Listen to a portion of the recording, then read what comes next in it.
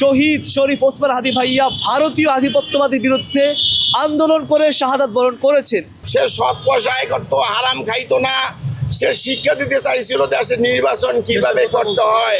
তার হত্যার পিছনে ভারত সরকারের এবং গুজরাটের কসাই মোদির হাত রয়েছে। ওনার মতন একজন ব্যক্তিত্ববিদ আমাদের জন্য দরকার, আমাদের সন্তানের জন্য দরকার, পরবর্তী প্রজন্মের জন্য দরকার আমাদের। তিনি বলেছিলেন যে জান দিব জুলাই দিব না, আল্লাহ তাআলা তার জান নিয়ে গেছেন কিন্তু জুলাইকে তিনি কায়েম রেখেছেন ইনশাআল্লাহ। ওনার প্রতিটি কথার মধ্যে অনেক কিছু শিক্ষণীয়। ওনার প্রতিটা কথা বাংলা ভাষা নিয়ে আমরা দেখি নাই, কিন্তু বাংলা ভাষা নিয়ে অনেক গুণ শুনছি ওনার মতনই কথা। হাদি মাদ্রাসা থেকে আসছে, হাদি ঢাকা ইউনিভার্সিটির ছাত্র। সে সৎ পয়সায় করতো, হারাম খাইতো না। সে শিক্ষা দিতে চাইছিল দেশের নির্বাচন কিভাবে করতে হয়। দেশের কথা বলতো, দেশের জনগণের কথা বলতো, চাঁদাবাজির বিরুদ্ধে বলতো, চাঁদাবাজি বন্ধ করার বিরুদ্ধে সে প্রতিরোধ করে তুলছে। এই জন্য হাদির মৃত্যুর কারণ। আর আমার সন্দেহ আমাদের প্রশাসনের ভিতরে ফ্যাসিস্ট আওয়ামী লীগ গণহত্যাকারী শেখ হাসিনার প্রেতাত্রা লুকাই আছে। তারাই খুনিদেরকে তারা সাপোর্ট দিছে খুন করার জন্য এবং তারা পালাইতে সাহায্য করছে। আমি বলতে চাই আমার প্রশাসন একটা মেরুদণ্ডহীন প্রশাসন, যার ভিতরে আসলে সাহস বলে কিছু নেই এবং তারাও এই ষড়যন্ত্রে জড়িত। স্পষ্ট আমি বলতে চাই আমার ভাই শরীফ ওসমান হাদি ভাইয়া তিনি সারাটা জীবন, তার জীবনের বেশিরভাগ সময় তিনি ভারতীয় আধিপত্যের বিরুদ্ধে লড়াই করেছেন। তিনি ছিলেন 24 জুলাই যোদ্ধা এবং তিনি ছিলেন ঢাকা 8 আসনের স্বতন্ত্র প্রার্থী। কিন্তু তার পুরোটা জীবনের সবচেয়ে বড় শিক্ষাটা ছিল তিনি বলেছিলেন যে তোমরা সবসময় ইসলামের বাংলাদেশ করবে এবং তোমরা সবসময় তোমাদের শত্রুর বিরুদ্ধে তোমাদের হাত থেকে শক্ত রাখবে। যে কোনো সময় যুদ্ধ হতে পারে, যুদ্ধের জন্য মানুষের প্রস্তুতি থাকবে। আমরা আবারও বলতে চাই, এটা স্পষ্ট সবাই যেন শুনে রাখে, আমার ভাইয়া শহীদ শরীফ ওসমান হাদি ভাইয়া ভারতীয় আধিপত্যবাদীর বিরুদ্ধে আন্দোলন করে শাহাদাত বরণ করেছেন এবং তার হত্যার পিছনে ভারত সরকারের এবং গুজরাটের কসাই মোদির হাত রয়েছে এবং তারাই ষড়যন্ত্রকারী, তারাই মূল ষড়যন্ত্রকারী। এবং কোনোভাবেই ভাইয়ার যে অবদান, ভাইয়ার যে শাহাদাত, তার রক্তকে এই বাংলার মাটি থেকে মুছে দেওয়া যাবে না।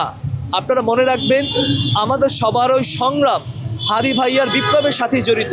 হাদি ভাইয়ার বিপ্লব ছিল ইনসাফের বাংলাদেশ, হাদি ভাই বিপ্লব ছিল সততার বাংলাদেশ, হাদি ভাই বিপ্লব ছিল স্বাধীনতা সার্বভৌমত্বের বাংলাদেশ এবং তার হাদি ভাইয়ের বিপ্লবের সর্বমূল কথা ছিল জুলাই বিপ্লব। তিনি জুলাইকে সবসময় বুকে রাখতেন। তিনি বলেছিলেন যে জান দিব জুলাই দিব না, আল্লাহ তাআলা তার জান নিয়ে গেছেন কিন্তু জুলাইকে তিনি কায়েম রেখেছেন ইনশাআল্লাহ। হাদি ভাই তো একজন কোরআনের হাফেজ ছিলেন।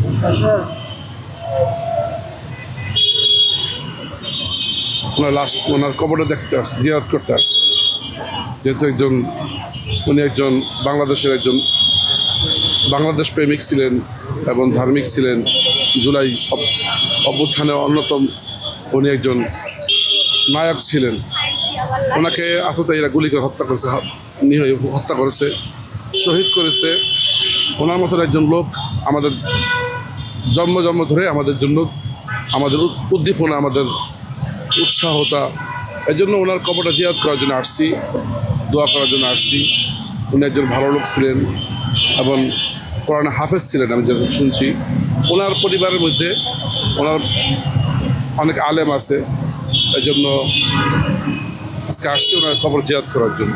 ওনার কিছু ভিডিও খুব আমি বারবার দেখছি, খুব ভালো লাগে এবং এগুলো আমাদের সন্তান, তাদের জন্য অনেক কিছু শিক্ষণীয়, যে দেশের জন্য আমাদেরকে মৃত্যু তো আমার হবেই। বাকি কথা হলো যে ওনার মতন একজন ব্যক্তিত্ববিদ আমাদের জন্য দরকার, আমাদের সন্তানের জন্য দরকার, পরবর্তী প্রজন্মের জন্য দরকার আমাদের। ওনার দিলের মধ্যে সত্যিকারই দেশপ্রেমিক ছিলেন উনি। ওনার মুখের কথা দিলের কথা সমান ছিল। এমন না মুখের কথা একটা, দিলের কথা একটা, এটা না, বরঞ্চ ওনার দিলের কথা এবং মুখের কথা এক ছিল। ওনার প্রতিটি কথার মধ্যে অনেক কিছু শিক্ষণীয়।